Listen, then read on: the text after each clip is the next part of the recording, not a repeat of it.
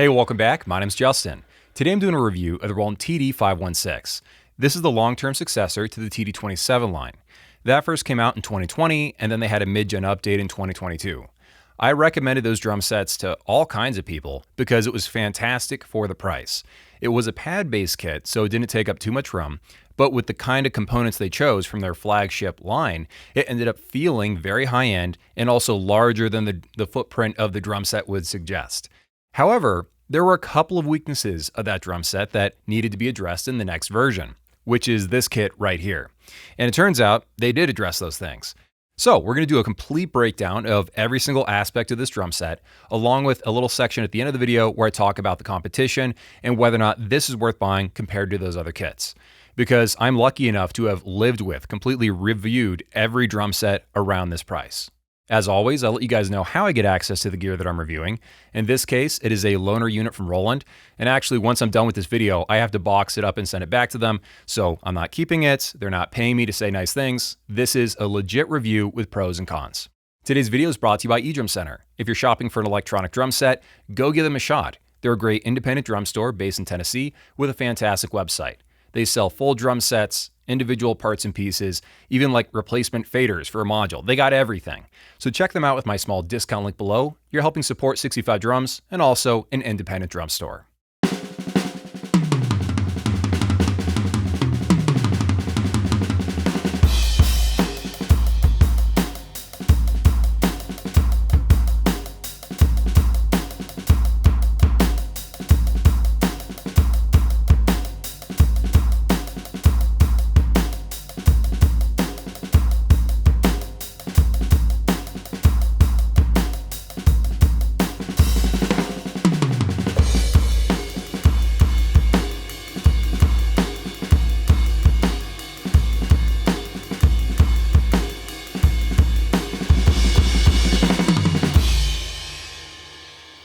Okay, so let's start with what comes in the box and the overall size of everything.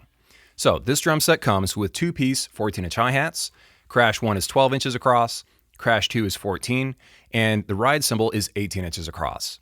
The drums are 14 by 4.3 inches for the snare drum, and this is a very heavy shell. The toms are 10, 10, and 12 inches across, and the kick drum is just shy of 13 inches across with a 7.5-inch playing surface on the batter side. The overall footprint of the drum set depends on how you set it up, because if you lean this large ride cymbal backwards and you open up the drum rack a lot, you can make it larger or smaller. But I measured it at about 70 inches wide by 45 inches deep. A couple of little accessories that come with the drum set. It comes with a very nice kick drum patch in the box. I didn't apply it as firmly as I needed to, so there's some bubbling, but it is not leaving that kick drum. It's a nice patch. There's a nice heavy drum key in the box, and there's cable securing ties and stuff, so you can clean up the look of everything. What it does not come with is a hi-hat stand or a snare drum stand or a kick drum pedal. You got to buy all that separate. The kick drum is the Roland KD12. So this is replacing the KD10 that used to come on the previous drum set. And that kick drum is fine, but it's fine on cheaper drums. It didn't really make sense at this pricing level. So this one doesn't actually trigger better, it just feels more solid. It'll pick up everything that you play, single or double pedals, but it feels heavier because it just is. This is a 13-inch pad, just shy of 13 inches, with a 7.5-inch playing surface. I like this kick drum quite a bit. This kick drum originally came out late last year on the TD516, so the lowest tier version of their flagship line. Like all Roland kick drums, this has a very hard foam playing surface, so it does have some give as you dig into the drum. I found that I wanted to up the sensitivity of this kick drum. It's not dropping any hits, it's not missing anything, but I did notice that I just wanted it to respond a little bit hotter inside the module. So that was a very quick adjustment, and I think that was the only trigger adjustment I made on the entire drum set. Other than that, this drum set is you turn it on right after unboxing it, and you play for years.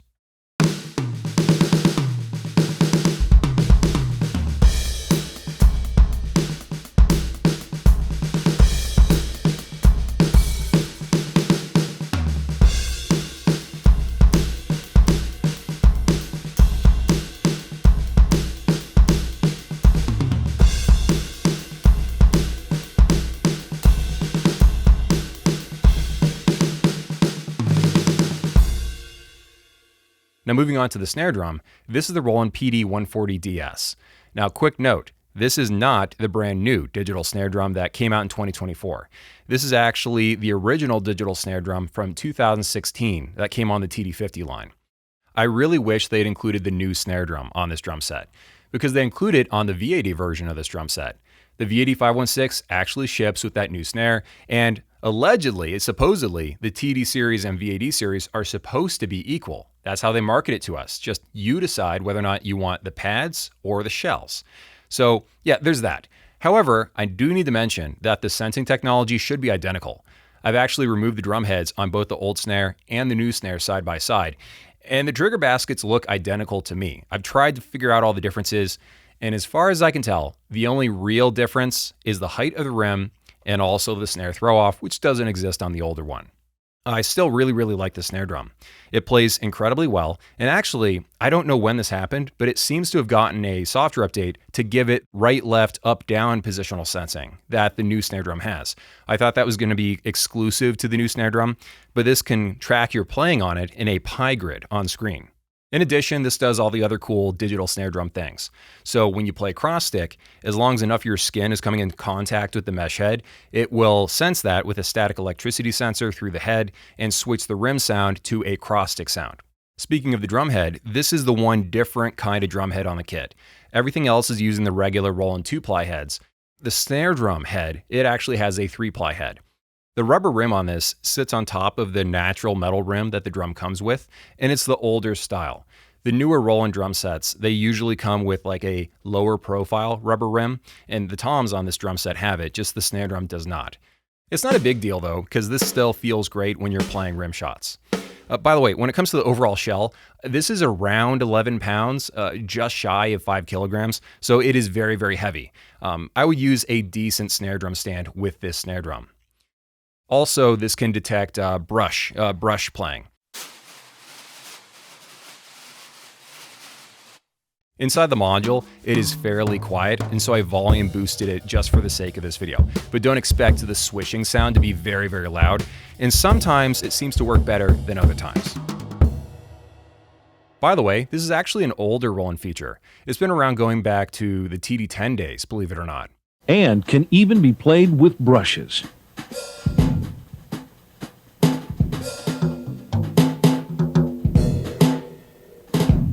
So wrapping up the snare drum, the general overall playability is fantastic. When you're playing this, it just feels better and more realistic than just most snare drums out there in the market. The only snare drum that I like more than this is the new digital snare drum.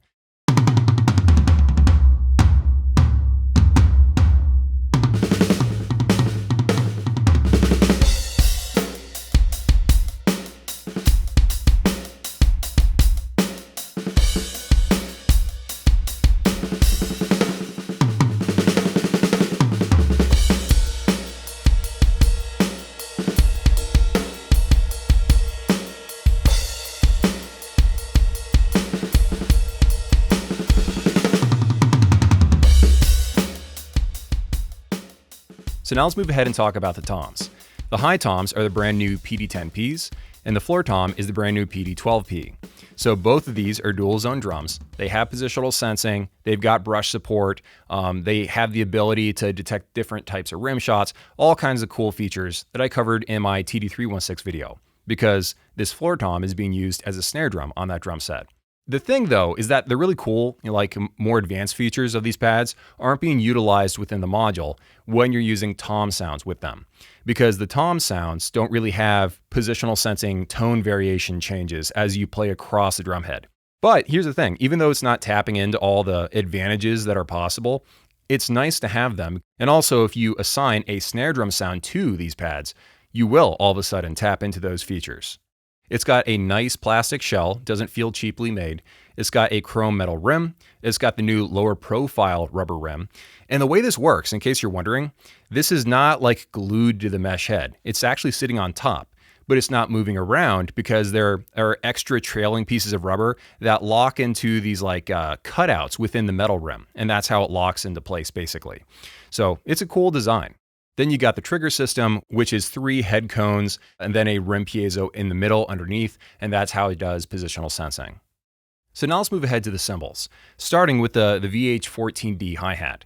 This is one of the digital components, so it uses a USB cable just like the snare drum. And by the way, that cable has a locking mechanism. So if you're worried about it being pulled apart or something, that's not going to happen, and I like the way they designed that. So the overall build of the cymbal is a plastic bottom piece, which has the open and close mechanism. There's kind of like this softer, rubbery kind of thing going around the edge of the cymbal inside the lip. And then that gives it a firm foundation for the top cymbal, so it feels really stable when you open and close and play on it closed. It's a dual zone design, so bow and edge. No bell, unfortunately. But it does have positional sensing up, down, and right and left.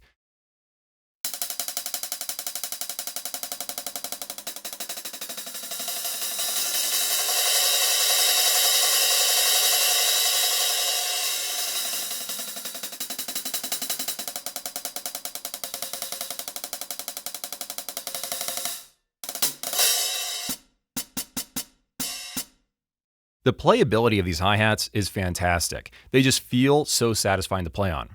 Now, sometimes it's kind of tough to know exactly why that is, because the module has a big element to play, and so does the pad itself.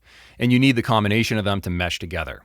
And thankfully, that's happening here. Feels great, and it's the little things. You know, when you press down, you get that pitch bending when it's closed, but you're going very tightly closed. That sells the illusion. Foot splashes on this. You can even mute it just by pressing your hand on it, just like you can with the ride, because they both have static sensors that sense when your hand's touching it. So yeah, these hi-hats are fantastic, and it's one of the main reasons why this drum set is more fun to play than the TD316, because there's no comparison. When I was jumping back and forth on the TD316 and the 516, these hi-hats made a difference. The only weakness of this hi-hat is that it doesn't have a bell zone. They could have easily put one on there, and believe it or not, you can trick it to create a virtual bell zone if you want when you're using software. But as far as the module, you're not going to do that with the module sounds. And there are no bell sounds for the hi-hats as far as I can tell. So yeah, it may be a nitpicky thing, but it would be cool to include in the next version of the digital hi-hats.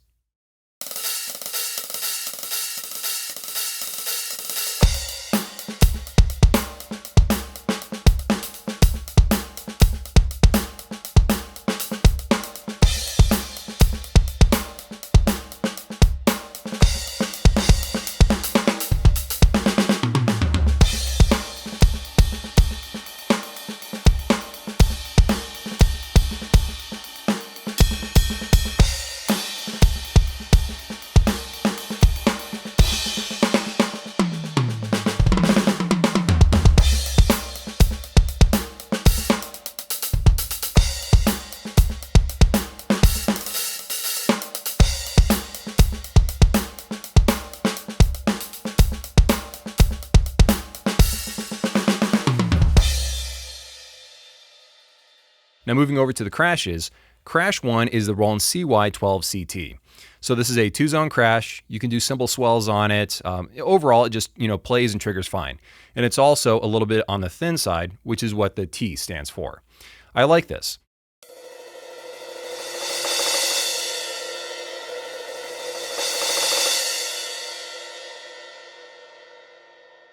The thing though is that this particular size, 12 inches across, stands out as being overly small compared to the 14-inch hi-hats and 18-inch ride cymbal. So this really should be a 14-inch cymbal. That's my one complaint. But the crash cymbal itself is good. The second crash is actually technically a ride cymbal. This is the CY14RT. So it's got 3 zones, bell, bow, and edge, but you're not going to utilize the bell zone. You'd have to plug an extra cable in, and the module only lets you use one ride cymbal at a time from what I can tell. So anyway, aside from having one extra zone, it's not any different from the first crash, so all the things I liked about the first crash are the same for this other pad. And then finally, we've got the ride cymbal. This is the Roland CY18DR. It's a digital component too, so it uses a USB connection, and it is fantastic. It's got a very sensitive bell. It's got a very large bow area that has positional sensing, up, down, right, left, and it's got a nice sensitive edge zone that you don't have to hit overly hard in order to trigger. I love playing on this thing, especially with the newer Roland sounds they've been shifting to over the years. I find myself crashing into the edge a lot, and I don't know, I just really enjoy playing this. One of the interesting differences between their digital ride and even like the slightly smaller CY16RT, their analog ride, is that this has a bit more stiffness, a bit more rigidity to it. That doesn't mean that it feels bad to play on though. I really enjoy playing on this. It just is a feel difference.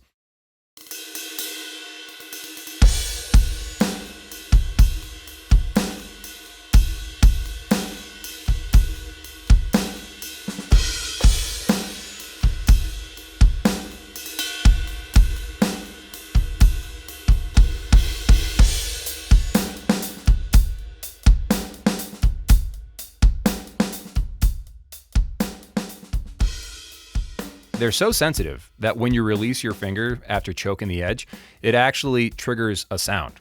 I think this is happening because as you press down to choke the cymbal like this, the rubber is being pressed against the plastic and against the sensor.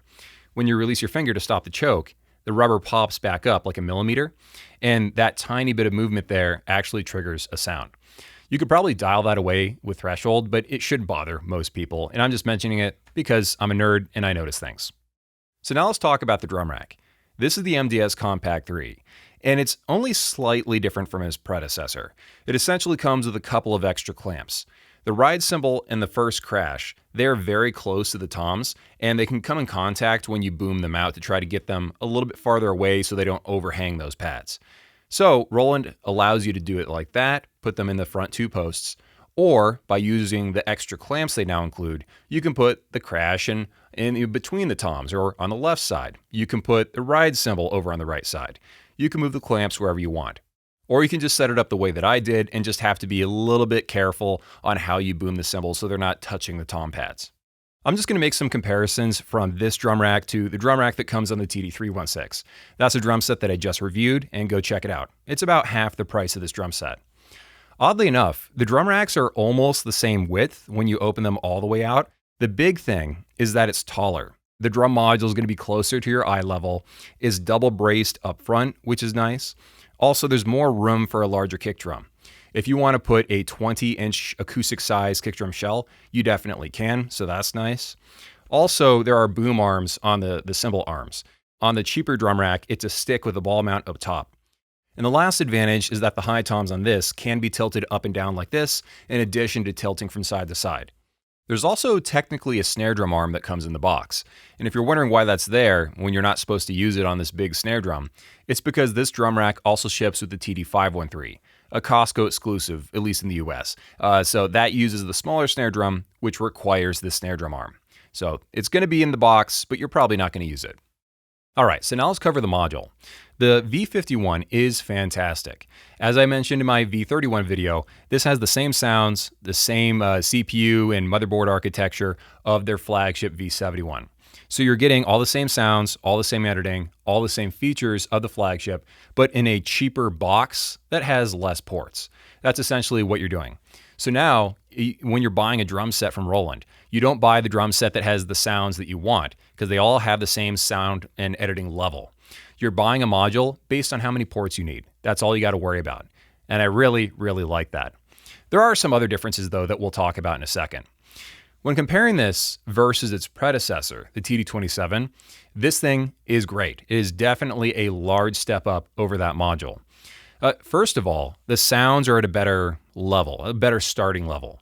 We all know about Roland modules that they have so much potential, but to really make them sound as good as they possibly can, you end up having to go buy those sound packs from, third-party resellers, or not resellers, third-party kit builders, like V-Expressions, the eDrum Workshop.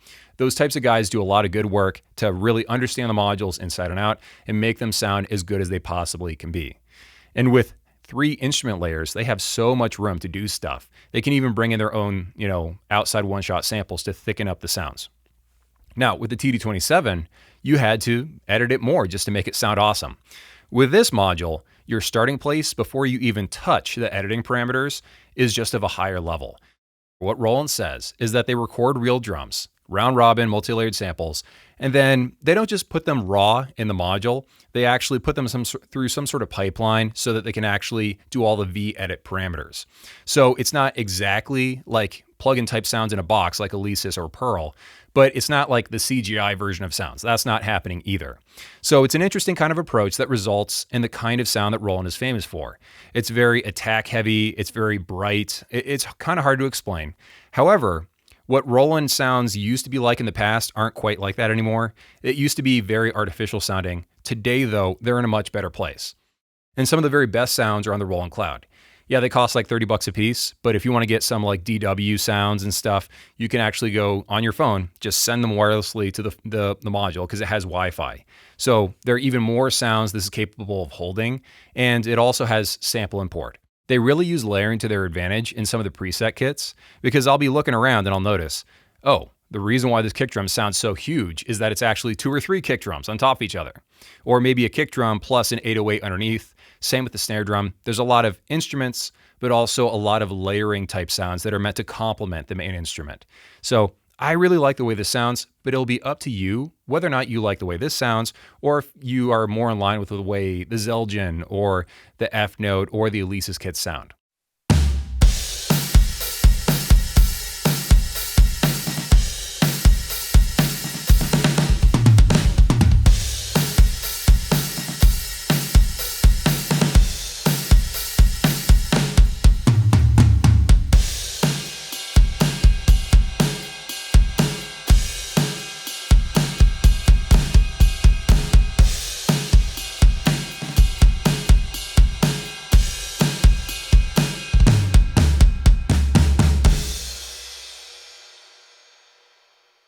Okay, so now let's talk about the port situation.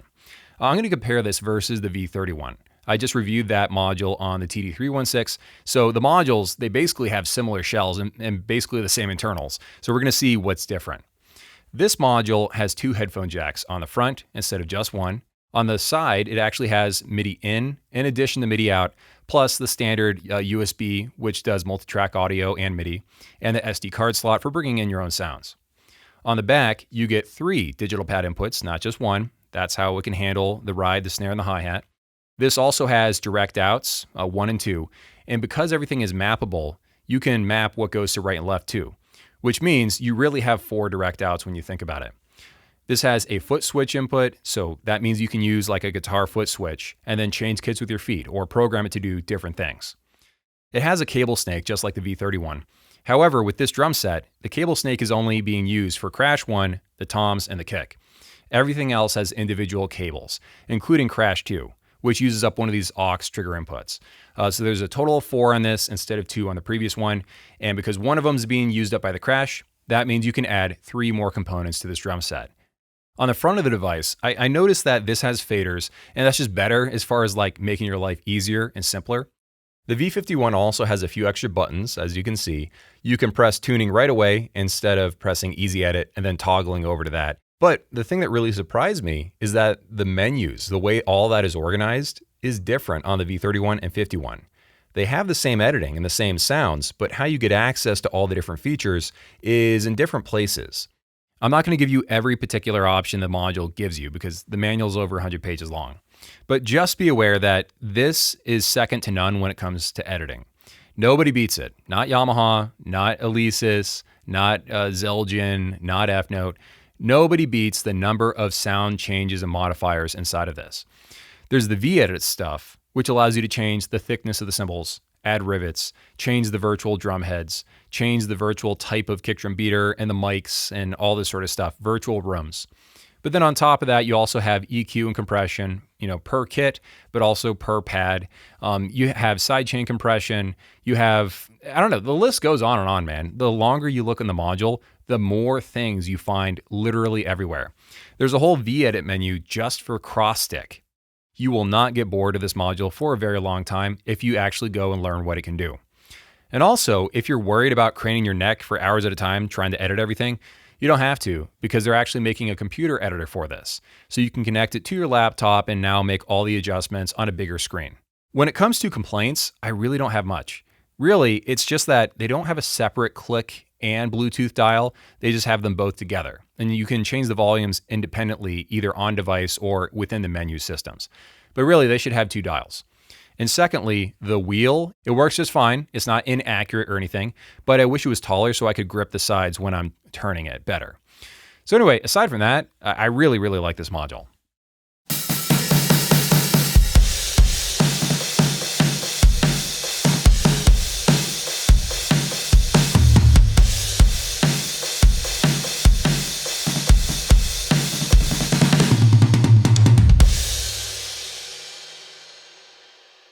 Okay, so next up, let's talk about pricing and competition. Right now, this is selling for $3,800, which means that it's competing directly against the Alesis Strata Prime, against the F-Note 5X, and against the Zildjian Alchemy Gold. Zildjian has the best feeling cymbals and very natural sounds. F-Note has a nice combination of natural sounds, but with, having two floor toms, a splash cymbal, rubber cymbals in general. So it's kind of doing what Zildjian is doing, but they're doing it with rubber cymbals and just a better overall package of drums for the price. And also the triggering is better. When it comes to Alesis, I think they have the best sounds built inside, and they do have very strong editing, and they have a nice giant tablet interface. It also comes with 4 toms, which is something no one else does at that price, and the crash cymbals are very large. They're definitely bigger than the Roland ones. So they got a lot going for that drum set. But if I actually had to spend real money on one of these 4 drum sets, clearly it's the Roland TD516. I've lived with all these drum sets, and they all have something going for them. But at the end of the day, the Roland drum set has a better overall package. It has the most advanced components. The module is more advanced than everybody else. Even though I would say the Alesis one sounds a little bit better, the Roland module is a complete package, and trustworthiness of the triggering and the snappiness of the interface and the power of the editing is just better. So it's got the best module in my opinion. Also, it's got the best hi-hats out of everybody. It's got the best snare drum out of everybody. It's also got the best ride cymbal. The toms are no slouch. The kick drum may not be acoustic sized, but it also performs great. I just like this drum set. I feel like it performs better than everything else. The closest competition right now in the US would probably be Alesis. I do like F-Note, but they're getting harder to find in stock in stores in the US. There's like distribution stuff going on or something, I don't know. And also their module's pretty old at this point. I can't predict what's going to happen, but they are at the end of the life cycle of that drum set. And then with Zildjian, their drum set's cool. It has the best feeling cymbals, but they don't trigger the best. So, and also it only has 1 high tom and 1 crash. It's hard to recommend that drum set at that particular price it's selling at. So I feel like Alesis is the closest, and it's cool that it gives you 4 toms and it gives you bigger crash cymbals and slightly better sounds in my personal taste, at least. But I would still rather take the Roland drum set. It's just a stronger overall drum set, is better at more things, and it's also newer too. Try to play these yourself. If you can drive 2 hours away to a really big music store that has everything, these types of buying decisions really benefit from personal experience. You might find that you connect with this drum set, or you might connect with the Alesis. This drum set is awesome. I wish I could keep it, and I think it's worth buying. Thanks for watching, and I'll see you in the next one.